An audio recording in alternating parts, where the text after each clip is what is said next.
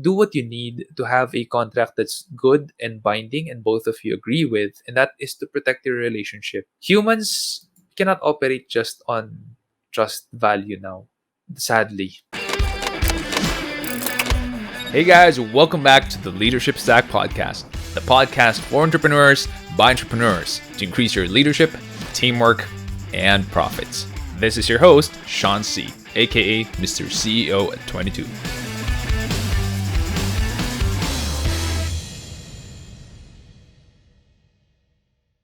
Next question would be, what should be the important details included on your client contracts that are often overlooked by most companies? All right, so SEO hacker, we have to make sure that the payment terms are there, what the penalties are if the clients pay late, what would be the goal of the contract, of course, first page rankings. One of the most important things as well now, during the pandemic, we added a no piracy clause, because we have found out that some of our past clients are trying to pirate people from our team. I thank God for those people who turned down those ridiculous offers, by the way, ridiculous amount of money, but they turned it down. It's about how you treat people. It's about the culture. The culture will keep your business from breaking down because you get to keep people who are like you, who like to work with you, who love your company culture because you were intentional enough to build it that way. Also, you have to put in the breakdown of your services, the acknowledgement, what's that called? Notary. The notary. Importante po yung notary kasi pag hindi siya na-notarize, hindi siya binding sa law and you can't use that for litigation. So, those are some of the important things that you have to put in your contract. Make sure lang na may signature yung dalawa. Tama yan. Yeah, a contract is useless without a signature. And there may be some people who are wondering, why do we need a contract if we know each other and we trust each other? I just want you to know that not having a contract will make things a lot messier someday when there's a breach of your verbal agreement or there's a breach of your supposed agreement. It makes it a lot messier and sometimes would break the relationship. So do what you need to have a contract that's good and binding and both of you agree with, and that is to protect your relationship. Humans cannot operate just on trust value now, sadly. If we could, there would be no need for contracts. But not everyone has the integrity of Christ. Next question from Patrick. What are the tools or apps that have been very helpful to you with regards to managing your receivables? What we use is FreshBooks. It's a very widely known software that you pay every month and it's cloud-based, so online siya. What I love about it, everything's there. It's for billing clients talaga. You put the client name or contact and their email address. They have the option to pay via PayPal. May follow-up din. So when the client doesn't pay, it automatically follows up on intervals that you also set. So for example, the next 3 days, magfa-follow up siya.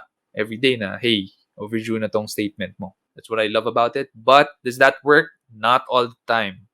That's why our account managers still have to have really good relationships with their clients because they call them, they text them. Sometimes they have to send a gift to the company owner para naman mag-release na ng check. So it's about relationships. At the end of the day, business is about people. It's not just about money. I love how you answer that. More than the tools and apps, it's the relationships, Sean. And I agree with that. Kasi ako, nagpa-follow up lang ako through text, through email. And I think sa PayPal also, they have this tool wherein you can send your invoice to a client also. But Sean, yung question ko, is there like an app or a tool that's free to those who are just starting their business that you can give like an idea? When I was starting out, how I build clients would be through PDF and I send it out to them by email manually. So unfortunately, no. Because when you send out an invoice, there's a certain format para madali sa client makita, di ba? Dapat nandun yung logo mo sa upper left, nandun yung kung magkano yung babayaran nila naka-breakdown with the VAT or with withholding or with percentage tax, which is 3%, I think. So, nandun na lahat. Naka-breakdown na lahat siya. So, there's a certain format, and that's why we use a Word file, save it as PDF, Yun yung pinapadala namin sa clients. That's when I was starting out. Easier, cheaper, and we didn't have like the number of clients we have now. Now we have more than Mhm. 50 clients we're billing. But before I had like, I don't know, 10 clients or less. Kayang-kaya gawin yun sa email. Yeah. And Sean, just to add to that as well, if you want it like to look presentable, canva.com, they have also like free templates for your invoices. So you can just There check you that out go. as well. Next question, in an online business or services like SEO Hacker, what is the payment process or terms like for your customers?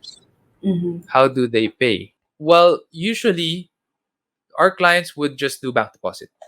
Easy for us. We send them the invoice. In the invoice, nandun na yung bank namin na bank account number and name, and they just do bank deposit. There are some clients who are super bait. They give us the post-dated checks. We really appreciate and love those clients, by the way. And I have to mention them here. Elid, they're a company in San Juan, and they do all of the security technology behind buildings in BGC, some of the five-star hotels out there.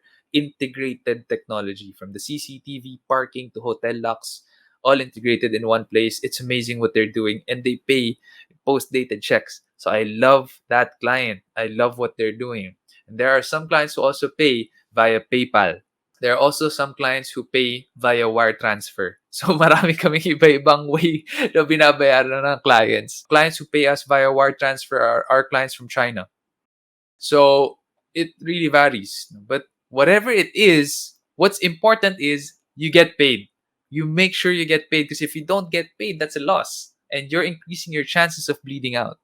I agree with you, Sean. And this is specifically for online businesses or services. So mine is online services. And for now, I have online banking or PayPal just for those outside the Philippines for international clients. But to those from the Philippines, it's either through online banking or through GCash.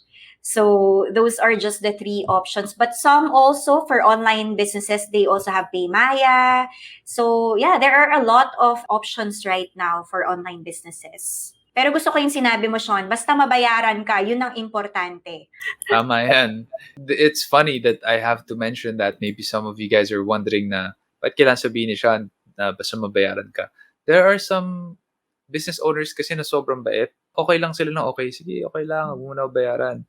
Guys, kayong mamihasa ng ganon. Kailangan kayong mabayaran because you delivered value. You should be paid for that value. Otherwise, it's your baby, it's your business that's going to suffer. Because that's the lifeblood. Again, lifeblood yan ng business mo. What do you usually discuss with your clients yearly or quarterly meetings or reports? We discuss the rankings. We discuss new keywords we would want to tackle. We discuss the direction once we achieve, for example, the first page rankings early. We also discuss what else we can do for the client. Maybe they want to take on our conversion rate optimization services, site speed, site security, among others. And we have a good time doing that. That's what's most important, because we get together, we build the relationship, we ask how each other's doing, how's business, how's the family. I think that's the most important part. More than talking numbers and more than talking shop, it's about talking about how each other is doing and building the relationship better. Oh, hey, and since you're here, can you do me a favor? Can you hit on the subscribe button and hit the bell button and select all notifications so that whenever we have a new video, you're going to be the first one to know. Until then, keep leading.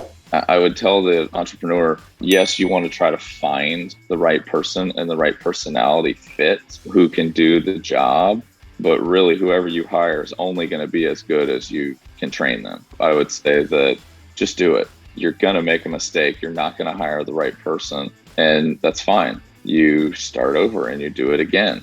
But the more times you do it, the easier it becomes.